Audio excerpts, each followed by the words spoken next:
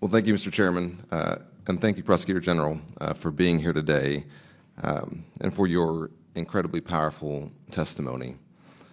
We held 3 hearings on this topic in the last Congress, including one where you were a witness, but I am glad that we're holding another one today to make sure that the American people can hear again, and as many times as it takes, what Russia and Vladimir Putin is doing to Ukraine and the Ukrainian people. It bears repeating that your office has opened 80,000 investigations into war crimes.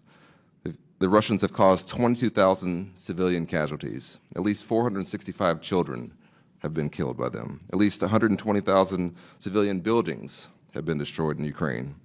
And far worse, as you've detailed today, a planned and systematic use of rape and torture of Ukrainians, the use of sexual violence against Ukrainian women, torture chambers, filmed beheadings, electric shock, severe beatings, forcing Ukrainians to listen to and sing pro-Russian songs, and maybe worst of all, the abduction of nearly 20,000 that we know of Ukrainian children, taken from their families, indoctrinated to erase their Ukrainian identity. I have constituents in Dallas, Texas. I ask them to think of their families. I have a 4-year-old son and a 2-year-old son. There is nothing that I would not do to get them back.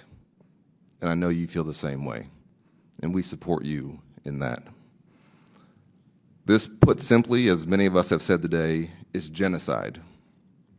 So when I hear voices in this Congress or other leaders in this country question our support to Ukraine, I wonder if they've forgotten who we are. We're the United States of America. If we can do something to try and prevent this, to push back against this, then we should. It's who we are. It says a lot about who we are. And I want to, in addition to congratulating the Ukrainian people on your incredible bravery, the way and the skill with which you've used the aid that we've given you, also say that President Biden has done an incredible job putting together an international coalition that has allowed us to get to this point to where I know you will win. And I look forward to celebrating your victory. I have a question that's maybe not directly in your area of expertise, but I wanted to ask it because I think it's important to be said here. What do you think the Russian people know about what is being done in their name in Ukraine?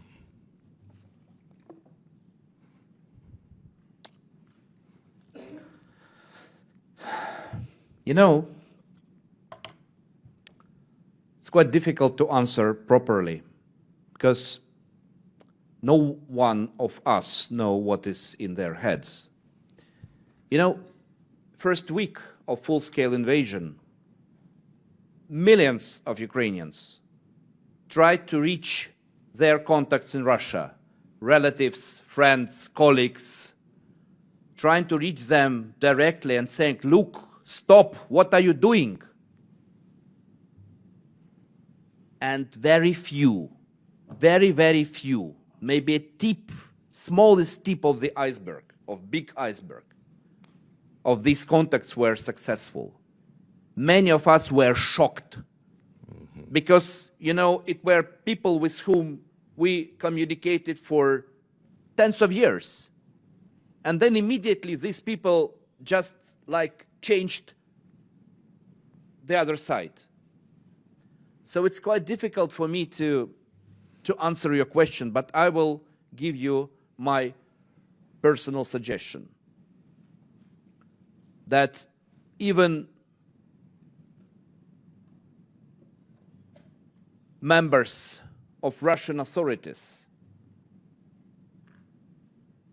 have not proper information about what's going on the battlefield. We knew this from the very first meetings at the end of February when Russia asked for negotiations. And we said that, look, there are a lot of bodies of your servicemen we are human beings. We are ready to return them back to you, for their families to, and they said, you are lying. There couldn't be so many bodies as we mentioned to them. So this is very difficult to understand what is in their mind. But I think that maybe some of them are so deeply inside their propaganda, they're victims of their propaganda, that they even are afraid of hearing the truth. Yeah. But this time will come. Mm-hmm. The greatest tyrannies of the world, in the world history, fall down in one day. And this day will come, and these people will open their ears and will open their eyes to see the truth, to understand that they are also responsible because it was a policy of their country, and they need to take this responsibility. Thank you, sir. I yield back, Mr. Chairman. And thank you.